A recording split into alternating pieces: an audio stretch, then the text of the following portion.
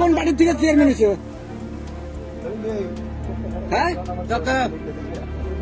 কথা কস না করে খুব বিপদ দাঁত লাগাই দিব। কোন বাড়ির থেকে চেয়ারম্যান হয়েছে তাই কর? কোন বাড়ির নাম কর? বিজেপির থেকে। তোর বিজেপির থেকে অর্ডার দিছে হিমন্ত বিশ্ব শর্মা, তাহলে তুই খাইলি গাছের